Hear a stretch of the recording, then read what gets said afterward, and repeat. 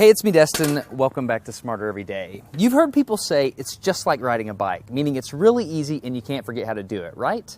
But I did something. I did something that damaged my mind. It happened on the streets of Amsterdam, and I got really scared, honestly. I can't ride a bike like you can anymore. Before I show you the video of what happened, I need to tell you the backstory. Like many 6-year-olds with a MacGyver mullet, I learned how to ride a bike when I was really young. I had learned a life skill and I was really proud of it. Everything changed though when my friend Barney called me 25 years later. Where I work, the welders are geniuses and they like to play jokes on the engineers. He had a challenge for me. He had built a special bicycle and he wanted me to try to ride it. He had only changed one thing. When you turn the handlebar to the left, the wheel goes to the right. When you turn it to the right, the wheel goes to the left. I thought this would be easy, so I hopped on the bike ready to demonstrate how quickly I could conquer this. And here he is, ladies and gentlemen, Mr. Destin Sandlin. First attempt riding the bicycle. All right. So the faster I go, the better. Yeah. I couldn't do it. You can see that I'm laughing, but I'm actually really frustrated. In this moment, I had a really deep revelation. My thinking was in a rut.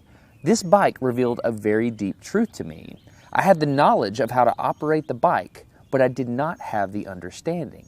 Therefore, knowledge is not understanding. Look, I know what you're probably thinking. Destin's probably just an uncoordinated engineer and can't do it. But that's not the case at all. The algorithm that's associated with riding a bike in your brain is just that complicated. Think about it. Downwards force on the pedals, leaning your whole body, pulling and pushing the handlebars, gyroscopic precession in the wheels, every single force is part of this algorithm. And if you change any one part, it affects the entire control system. I do not make definitive statements that often, but I'm telling you right now, you cannot ride this bicycle. You might think you can, but you can't. I know this because I'm often asked to speak at universities and conferences and I take the bike with me.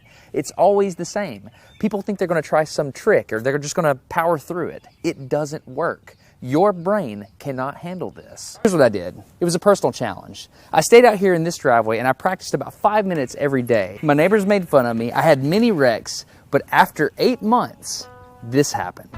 One day I couldn't ride the bike and the next day I could. It was like I could feel some kind of pathway in my brain that was now unlocked.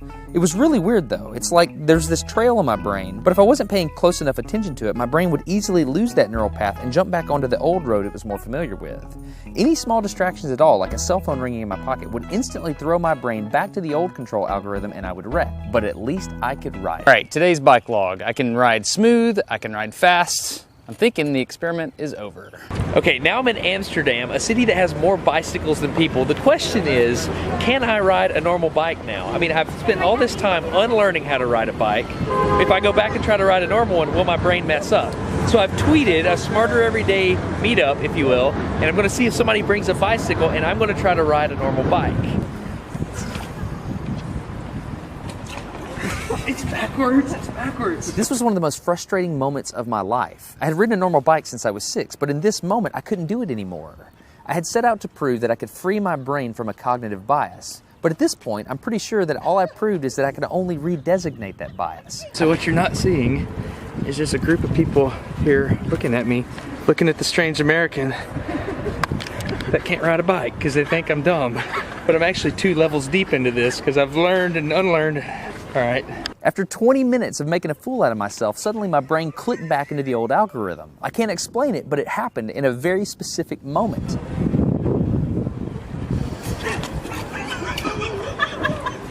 I got it. I'm back. Oh, it clicked. Hold it, it clicked. I got it. Okay, there it is. There was the moment. Okay, I can ride a bike.